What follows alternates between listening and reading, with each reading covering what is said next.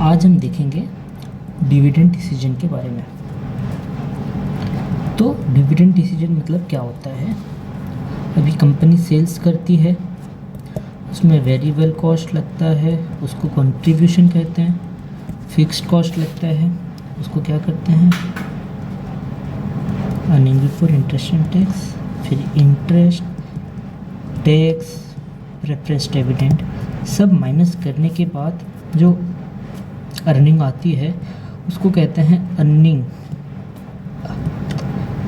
Available for equity share holder. तो ये जो अर्निंग है इसका दो हिस्सा हो सकता है।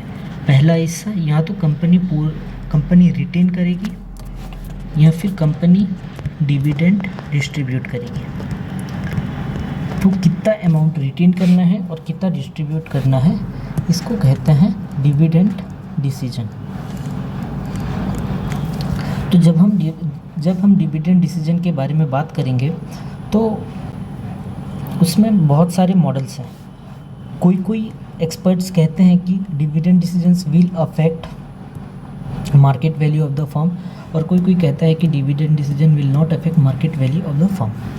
तो जो कहते हैं कि dividend decision will affect market value of the firm, तो वो मॉडल को कहते हैं रेलेवेंट मॉडल, और जो कहते हैं विल नॉट इफेक्ट उसको बोलते हैं इरेलेवेंट मॉडल। तो रेलेवेंट मॉडल में हम बात करेंगे गॉर्डन जी की और वोल्टर साहब की। इरेलेवेंट मॉडल में हम बात करेंगे Modigliani and Miller approach. सबसे पहले स्टार्ट करते हैं वोल्टर अप्रोच। तो वोल्टर क्या कहते थे? अभी अर्निंग आ गया कंपनी का, that is available for distribution to shareholder. अभी हम दो चीज़ कंपेयर करेंगे। ये अर्निंग में अगर कंपनी इन्वेस्ट करता है तो कितना कमाएगा, और शेयर होल्डर का एक्सपेक्टेशंस क्या है कंपनी से। सपोज कंपनी खुद री इन्वेस्ट करेगा और उसमें कमाएगा 10%, इसको कहते हैं हम आरई, और शेयर होल्डर का एक्सपेक्टेशन से 5%, इसको कहते हैं हम केई। तो वोल्टर जी कहते हैं ये केस में देखो कंपनी 10% कमाएगा और इक्विटी शेयर होल्डर 5% कमाएगा। तो बेटर ये है कि ये जो अमाउंट है ये पूरा के पूरा कंपनी को दे देना चाहिए, और dividend payout ratio is equal to 0%। और इसी को अगर हम केस को वाइस वर्सा कर देते हैं, अगर यहाँ पे 5% और यहाँ पे 10%, तो वो केस में वोल्टर जी कहते हैं 100% डिविडेंड पे आउट होना चाहिए।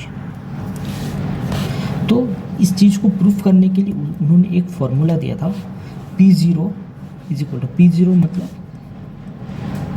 Current market price is equal to D1 divided by K plus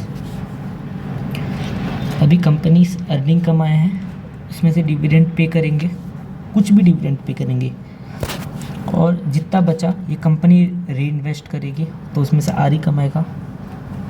but company को उसका कॉस्ट भी तो लग रहा है कि, और इसका हम प्रेजेंट वैल्यू में लाएंगे तो उसके लिए डिवाइडेड बाय के करेंगे। तो ये जब फॉर्मूला में हम पुट करेंगे तो हमको क्या मिलेगा? Whenever R is greater than K, तो with increase in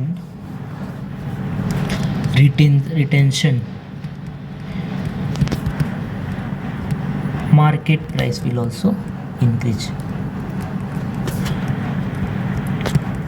तो आप सभी को मैं बोलूँगा 2023 यूपीएससी में एक क्वेश्चन आया था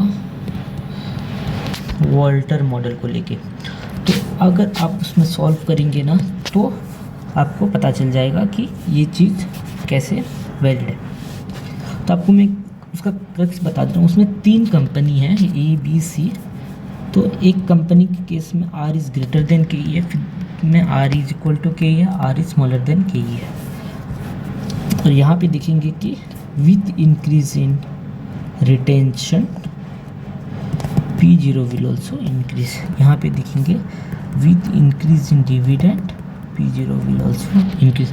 यहाँ पे dividend will not affect market price.